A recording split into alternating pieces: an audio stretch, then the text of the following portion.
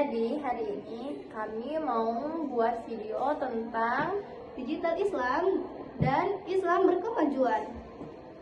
Jadi di sini kami akan menjelaskan apa itu digital Islam, terus kreativitas Islam. Ada nggak kaitannya Islam dengan sains? Di sini juga kita bakalan tanya-tanya sama kakak yang ada di dalam perpus di bagian pojok Muhammadiyah. Langsung saja lihat videonya ya. Dadah!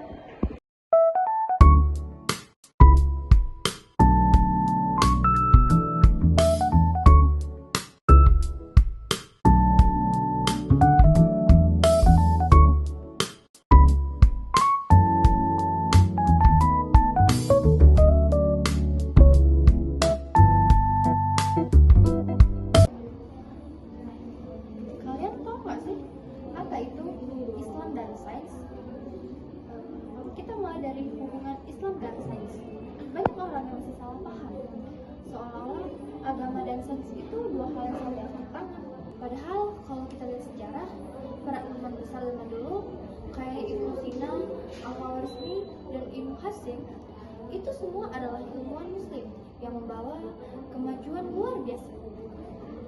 Di dalam Al-Quran, Allah berulang kali ngajak kita buat berpikir, meneliti dan mencari ilmu. Artinya, belajar sains itu justru bagian dari ibadah. Kalau kamu suka teknologi, suka eksperimen, atau hal-hal ilmiah, itu bukan cuma hobi, tapi juga bisa jadi jalan buat berdakwah. Misalnya, bikin konten edukasi, sharing penemuan baru, atau mengaitkan fenomena alam dengan ayat-ayat Allah. Jadi, sains dalam Islam itu bukan musuh, tapi sahabat untuk memahami kebesarannya. Nah, selanjutnya ada etika dalam Islam. Kalian tahu tidak etika dalam Islam itu apa? Kalau pengen tahu, simak video selanjutnya ya. Materi yang kedua yaitu etika digital Islam. Nah, masuk ke bagian ini yang paling relate sama kita semua. Etika digital, kita hidup di zaman scroll tanpa henti, buka Instagram, TikTok, YouTube, buat konten, dan lain-lain. Tapi dalam derasnya arus informasi ini, sebagai seorang muslim, kita tetap punya tanggung jawab yang moral. Etika digital dalam Islam itu simpel, yaitu jaga lisan, jaga hati, dan jaga jari. Jangan asal share kalau belum jelas sumbernya, karena menyebarkan informasi salah itu bisa berdampak besar. Jangan menyebar kebencian, jangan gampang tersulut emosi di kolom komentar. Islam mengajarkan untuk berkata baik atau diam, dan prinsip itu juga berlaku di dunia nyata. Nah, kita selanjutnya di sini akan membahas tentang kreativitas dalam perspektif di dalam Islam. Nah, sekarang kita masuk ke hal yang paling anak muda banget gitu ya, kreativitas. Nah, ada anggapan bahwa jadi kreatif itu nggak cocok dengan nilai agama.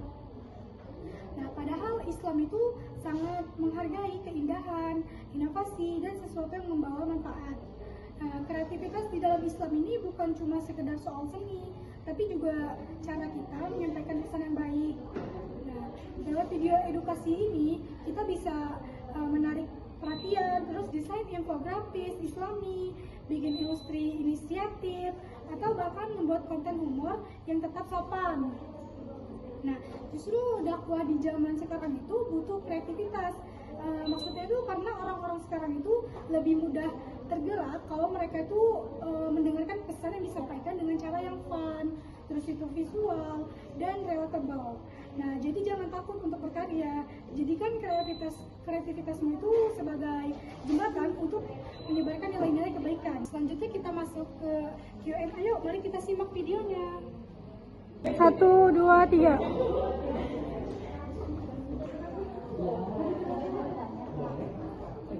Menurut kakak, mengapa sih ada anggapan bahwa kreativitas tidak sesuai dengan nilai agama? Ada anggapan yang berkata seperti itu. Kalau menurut Kak Sangga, kreativitas itu sangkut pautnya kaitannya dengan ilmu pengetahuan dan teknologi. Jadi manusia itu kan semakin hari perkembangan teknologi, cara berpikirnya semakin maju, tapi dibatasi oleh Al-Quran dan Sunnah atau hadis.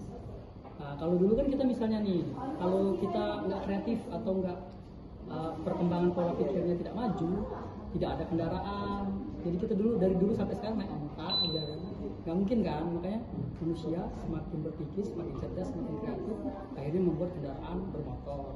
Tadinya kita berjalan naik onta, sekarang kita bisa naik motor, naik mobil, seperti itu. Jadi sebenarnya ada yang bilang manusia itu kemampuannya dibatasi oleh kreativitas, itu tidak benar. Malah kita semakin kita berkreativitas, semakin kita mudah untuk melakukan kegiatan sehari-hari seperti tadi kan. Tadinya kita jalan naik onta atau jalan kaki, sekarang sudah bisa naik motor dan mobil. Nah, jadi kreativitas itu tidak kreativitas. Ya, boleh. Terakhir, menurut Kakak, Islam dan sains ada kaitannya nggak, Pak? Islam dan sains. Islam dan sains itu keterkaitannya sangat besar dan sangat banyak, karena dalam ilmu dan sains itu penemu-penemu Islam itu sangat banyak. Seperti contohnya di dalam ilmu kedokteran ada namanya Ibnu Sina. Ibnu Sina itu yang menemukan tata cara operasi, alat untuk operasi, serta banyak sekali obat-obat serta pengobatan yang diciptakan oleh Ibnu Sina. Ada lagi yang lain dari penemu aljabar. Kalau aljabar itu penemunya di sini namanya Al-Khwarizmi.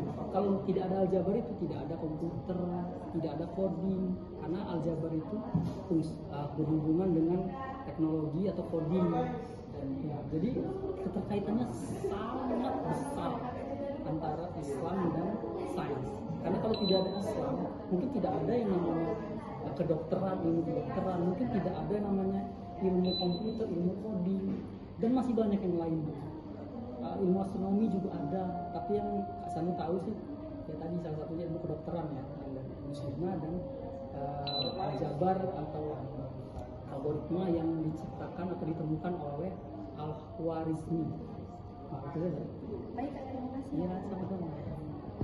Jadi teman-teman, itu tadi sedikit obrolan tentang bagaimana kita sebagai generasi muda bisa jadi bagian dari Islam berkemajuan. Lewat sains, lewat etika, lewat kreativitas, semua bisa jadi ladang dakwah kalau dilakukan dengan niat yang baik dan cara yang benar. Kalau kalian udah. Jadi teman-teman, semoga video yang kami buat ini bisa bermanfaat ya buat kalian semua yang menonton video ini. Kami akhiri. Assalamualaikum warahmatullahi wabarakatuh. Dadah.